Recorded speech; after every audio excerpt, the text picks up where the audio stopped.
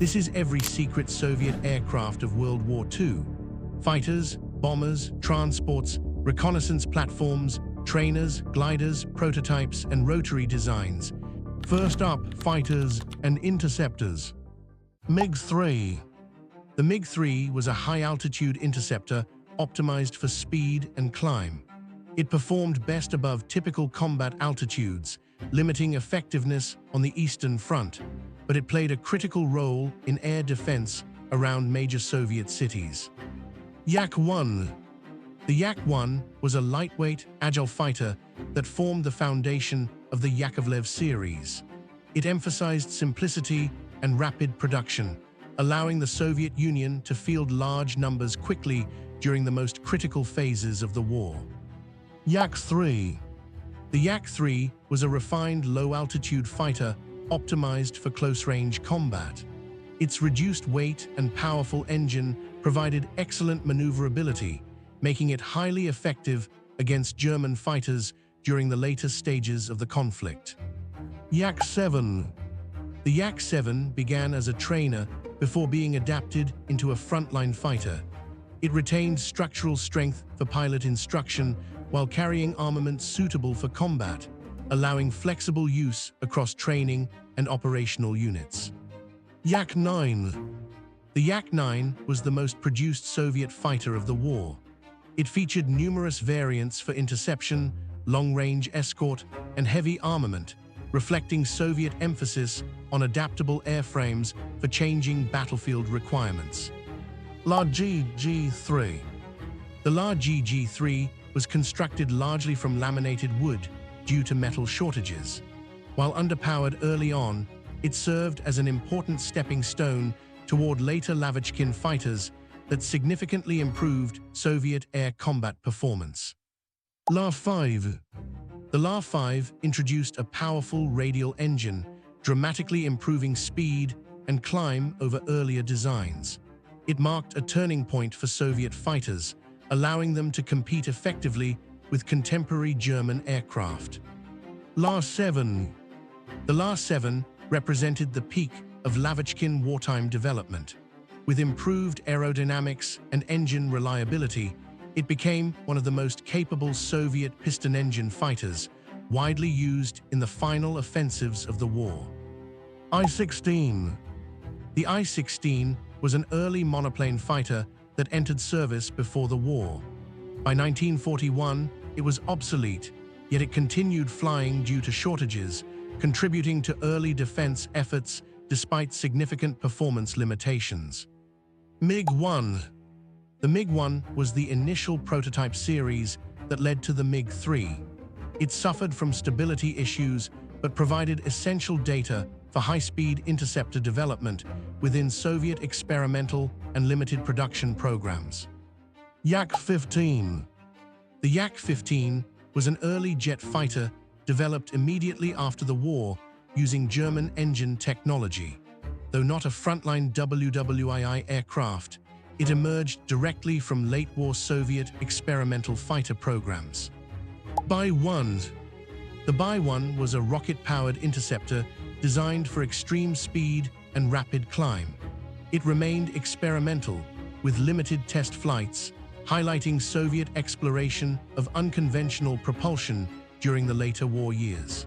Next up, bombers and attack aircraft. Il-2 Shturmovik. The Il-2 was a heavily armored ground attack aircraft designed to survive intense battlefield fire. It specialized in destroying tanks, vehicles, and troop concentrations, becoming one of the most produced military aircraft in aviation history. Il-10. The Il-10 was an improved successor to the Il-2, featuring better aerodynamics and crew protection. Entering service late in the war, it enhanced low-level attack capability while retaining heavy armor and powerful forward-firing armament. P-2. The P-2 was a fast twin-engine dive bomber adapted from a fighter prototype. Its speed and maneuverability allowed precision attacks against tactical targets while also serving in reconnaissance and heavy fighter roles. Tu-2. The Tu-2 was a high-performance medium bomber capable of carrying significant payloads over long distances. It combined speed, altitude capability, and structural strength, making it one of the most effective Soviet bombers of the war. SB-2. The SB-2 was a pre-war high-speed bomber that initially outpaced contemporary fighters. As enemy aircraft improved, it became increasingly vulnerable, but continued operating due to its widespread availability and established production lines. The R-2 was a modernized development of the SB bomber series. It incorporated dive-bombing capability and structural improvements, but limited production prevented it from fully replacing older bombers in frontline service. Il-4. The Il-4 was a long-range twin-engine bomber used for strategic bombing and maritime strike missions. It carried out raids deep behind enemy lines and conducted torpedo attacks against naval targets. DB-3.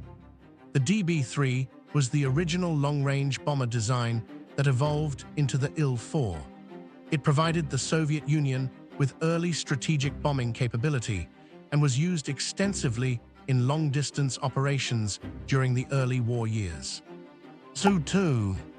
The Su-2 was a light bomber and reconnaissance aircraft designed for tactical support. It featured good handling and visibility, though limited defensive armament restricted its survivability in contested airspace. P-8. The P-8 was the only heavy bomber produced by the Soviet Union during World War II. It was used for long-range strategic missions, including high-profile bombing raids and diplomatic transport flights. Ir-2.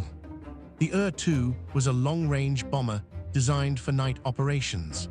It emphasized endurance and payload, though engine availability and production challenges limited its overall operational impact. Yak-2. The Yak-2 was a twin-engine light bomber and reconnaissance aircraft. While innovative in concept, it suffered from reliability issues and was withdrawn early as more capable designs became available. Yak-4. The Yak-4 was an improved version of the Yak-2 with better aerodynamics and performance. Despite refinements, it saw limited service and was overshadowed by more versatile bomber platforms. Su-6. The Su-6 was an advanced armored attack aircraft developed as a potential Il-2 replacement. It demonstrated strong performance in trials, but never entered mass production due to industrial and logistical constraints. Continuing with transport and utility aircraft. Le-2. The Le-2 was a Soviet-built version of the Douglas DC-3 adapted for military service. It transporting troops, supplies, and paratroopers, while also serving in bombing and liaison roles across multiple fronts. PS-84. The PS-84 was the original designation for early Soviet DC-3 license production. It formed the backbone of Soviet air transport capacity before being standardized and redesignated as the Le-2. SHG-2. The SHG-2 was a light twin-engine transport constructed largely from wood. It was used for short-range cargo transport, liaison duties, and supply missions where austere airfield operation was required. Yak-6. The Yak-6 was a simple twin-engine utility aircraft built from non-strategic materials. It performed night bombing, transport, and communications tasks, emphasizing ease of production over performance.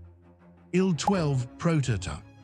The Il-12 prototype was developed late in the war as a modern transport design. Although it did not enter service until after 1945, its development stemmed directly from wartime logistical requirements. G-11 glider tug. The G-11 glider tug was adapted to tow large assault gliders. It enabled airborne operations by providing reliable short-field performance for troop and cargo insertion behind enemy lines. R-5. The R-5 was an older biplane used extensively for transport and utility roles. Despite obsolescence, It remained in service for liaison, supply drops, and night harassment missions. U-2/Po-2. The U-2, later designated Po-2, was a simple biplane used for training, liaison, and light transport. Its slow speed and rugged design allowed operation from minimal airstrips in frontline conditions. TB-3 Transport. The TB-3 heavy bomber was repurposed as a transport aircraft. It carried troops, equipment, and even smaller aircraft, playing a unique role in Soviet airborne and logistical experiments. Dark 1. The Dark 1 was a specialized transport conversion used for experimental cargo and personnel roles. It supported limited operational trials rather than widespread frontline deployment. K-5. The K-5 was a pre-war passenger aircraft converted for military transport use. It carried personnel and light cargo during the early stages of the war before being phased out. Ant-9. The Ant-9 was a multi-engine transport adapted from civilian service. It supported troop movement and supply tasks, reflecting the Soviet practice of militarizing available commercial aircraft. Yak-16. The Yak-16 was a compact twin-engine transport developed at the war's end. It reflected evolving Soviet requirements for efficient post-war logistics and utility operations. G-1. The G-1 was a transport adaptation of a heavy bomber design. It demonstrated the flexibility of large airframes in supporting long-range cargo movement during wartime experimentation.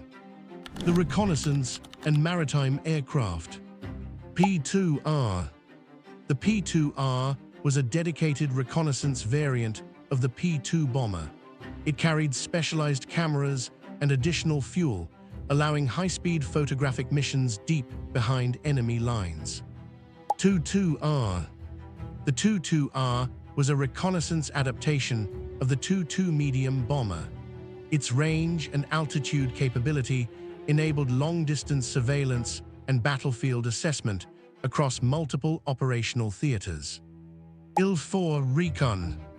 The Il-4 reconnaissance variant performed long-range maritime and strategic observation. It monitored naval movements and provided targeting data for bombing and torpedo attack missions. B-4. The B-4 was a small naval reconnaissance flying boat. It operated from coastal bases and warships, conducting short-range patrols and observation missions in contested maritime environments. MBR-2. The MBR-2 was a widely used flying boat for coastal patrol and reconnaissance. It served throughout the war despite obsolescence, performing surveillance, transport, and air-sea rescue roles. KOR-1. The KOR-1 was a ship-launched floatplane designed for catapult operations. It provided reconnaissance support for naval forces, but suffered from handling limitations and maintenance challenges. KOR-2. The KOR-2 improved upon the earlier KOR-1 design. It offered better performance and reliability, serving as the primary Soviet naval catapult reconnaissance aircraft during the war. GSD. The GSD was a license-built version of the consolidated PBY Catalina.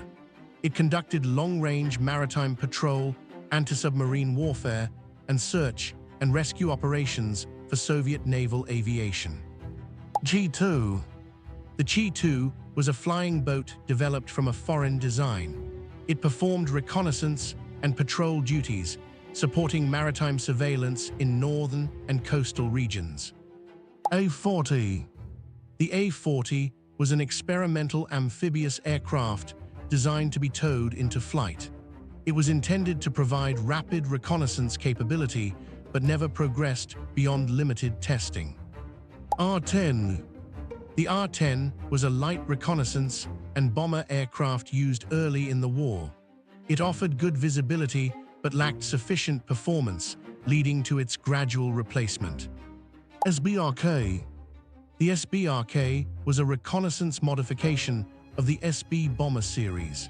It carried advanced cameras and operated in high-risk environments during the early phases of the conflict. P-3. The P-3 was a heavy fighter and reconnaissance aircraft derived from the P-2.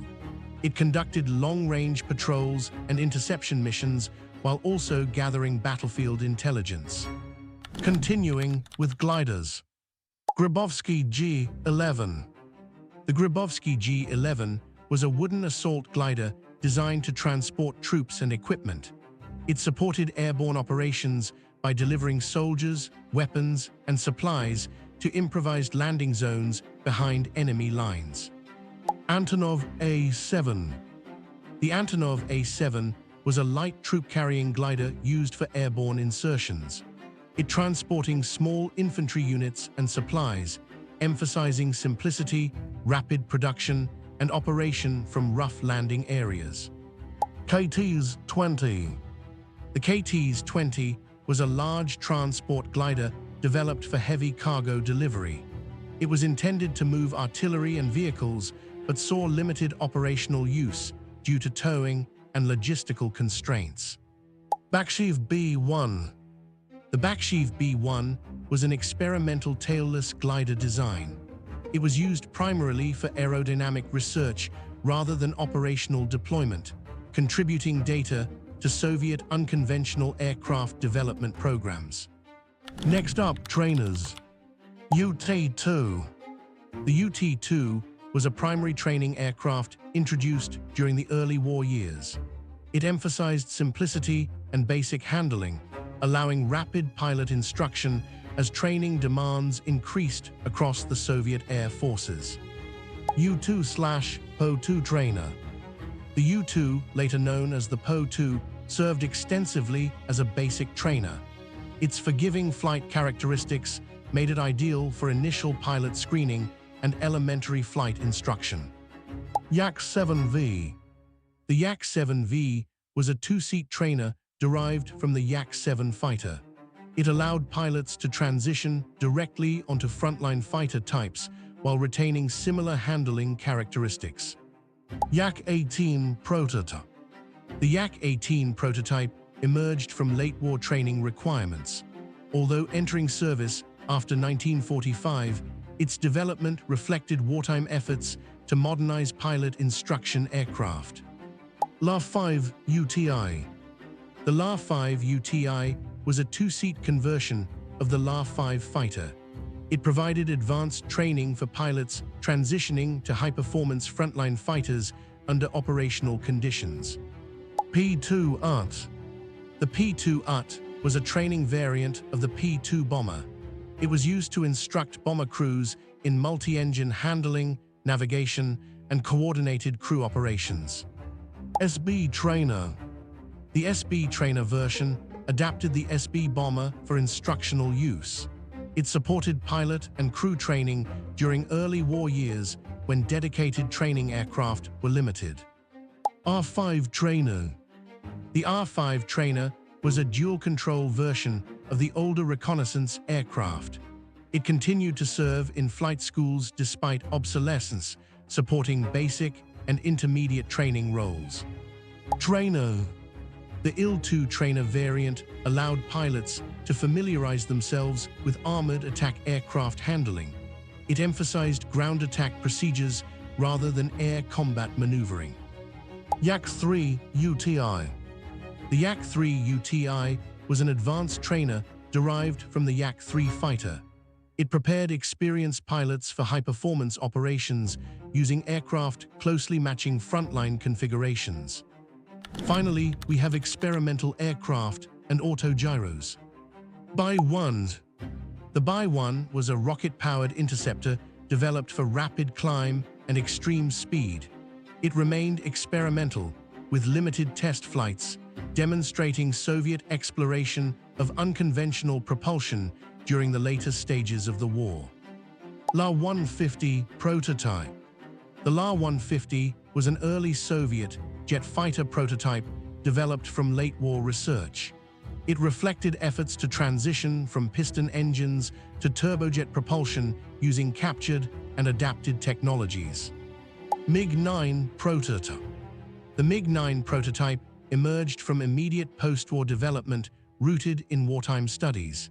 It represented the Soviet Union's first steps toward operational jet fighters derived from experimental programs. TsAGI A7 Autogyro. The TsAGI A7 was an armed autogyro used for reconnaissance and artillery spotting. It operated at low speeds and altitudes, providing observation capability where conventional aircraft were less effective. Kamov A73. The Kamov A73 was an improved autogyro variant used in limited frontline roles. It supported reconnaissance and communication tasks, highlighting Soviet interest in rotary wing solutions before helicopter adoption.